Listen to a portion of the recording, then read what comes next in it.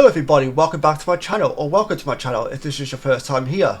I am your host, Davin James, glad to be here with all of you guys here today. If you enjoyed today's episode, please consider leaving a like, a comment and even subscribing to the channel, but ring that bell for notifications, that way you don't miss any future notifications from my channel.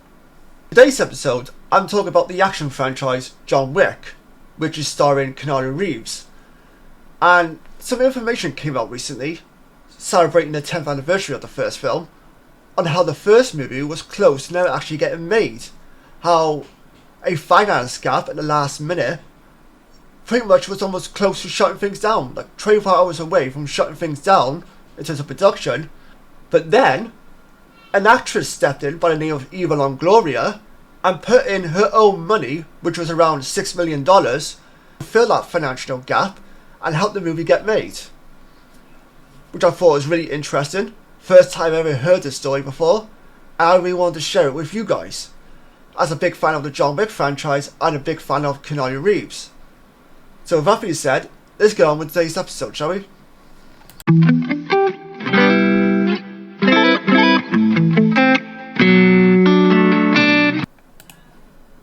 Eva Longoria quietly invested $6 million in John Wick when funding fell through. Action fans can thank Eva Longoria for one of the highest grossing franchises of the last decade.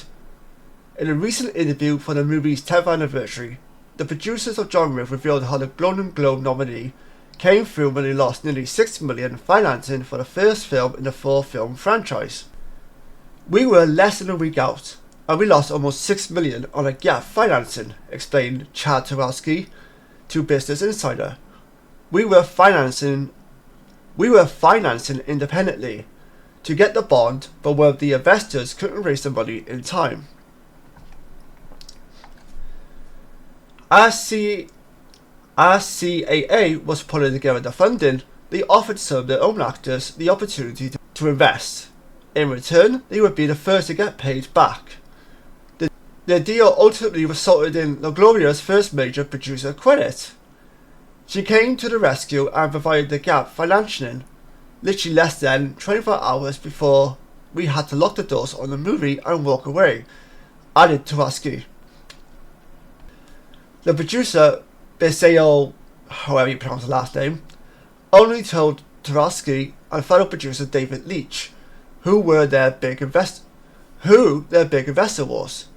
Biseo took us out to dinner and we were laughing all about the bullshit that happened. And he said, "By the way, funny story.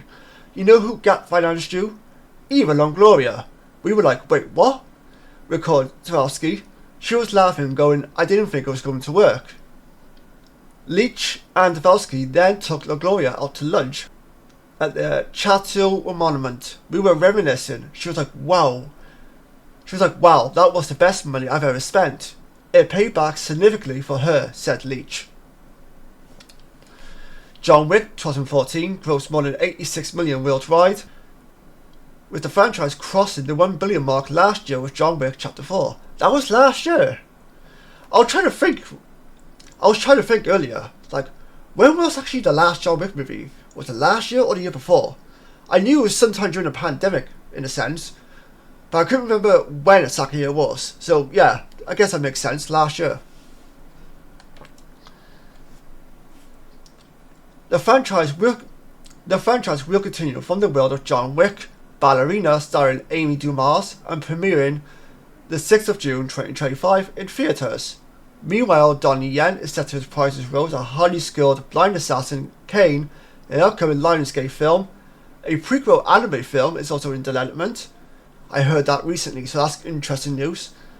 In addition to last year's Peacock limited series The Continental, the sequel series John Wick Under the High Table is also in the works.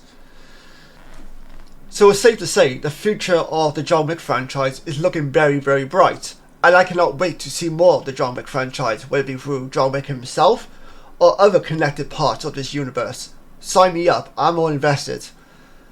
Personally, to me, I feel like the first film was the best in the franchise, in terms of the story anyway. The story for me felt personal, emotional, and gut-wrenching as well.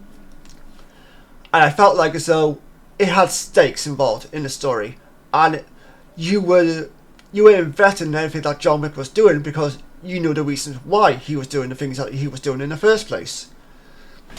Now, in terms of the other sequels, I think story-wise not so much, but in terms of the actors, in terms of the action sequences, and in terms of the little bit of story that we do get throughout these movies, I do enjoy them quite a bit.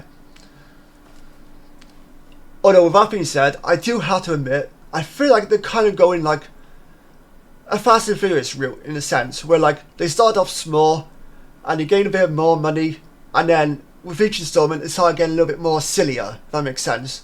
At least that's how I felt with number 4. I loved number 4, but at the same time I felt like, how can you have John Wick fall down a bunch of stairs and just walking off like no big deal, you know, just another day at the office. Don't get me wrong, still love the franchise, still a big fan of Keanureeves, but I felt like, you know, it's getting a bit sillier now in a sense. Hopefully that doesn't carry on within the next installment, but who knows. In terms of Eva Longoria, I am very grateful to the fact that she managed to step in last minute and actually save this franchise. Completely unexpected, but I am, you know, beyond grateful that she did, because this is a great movie franchise, and it's actually, and I feel like it's helped make Keanureeves a bigger star than he probably already was. That's just my opinion. I would like to see her take part in this universe in some capacity, whether it be a spin-off, a sequel to John Wick 4, or if she doesn't want to like take part in the films for whatever reason, you can at least give her a producer credit. I feel like if she's not going to get a role in these films, then she should at least get a producer credit, because I think that's, because her actions speak for itself, and I think she's deserving of a producer credit, in my opinion. I mean, let's be honest as well, there's people out there, actors, directors, producers, writers, whatever it may be, they get credited for actually doing nothing, for just showing up to work. Like, yep, you get a credit because you showed up early. That's basically it. Some people just get credited for the sake of getting credited, and half the time it doesn't really mean anything. But I feel like in this case, it makes perfect sense to have a producer credit, and why the hell not? In terms of the future of John Wick, I'm very interested in the ballerina spin-off. I saw the trailer for that like last month or so. That's got me invested, and that's the only one right now that's definitely got coming out. I've not seen a Continental series. I was going to watch it, 3 episodes I think it was. I feel like, oh okay, that might not be worth me investing my time in. I could be wrong, but also I never actually heard anyone really talk about it either, so I'm not sure if it's good or bad or whatever. If I could try and find it somewhere in the UK to watch it, because Peacock isn't available over here in the UK, I will probably try and find it. I will probably go and watch it. But with that being said, let me know your feelings on this. Are you surprised by this story? What's your favourite John Wick movie if you are a fan of the franchise? Hell, what's your favourite Keanureeves movie? Either way, let me know your feelings down below. Until next time, take care, stay safe, and I'll see you guys next time. Bye bye for now.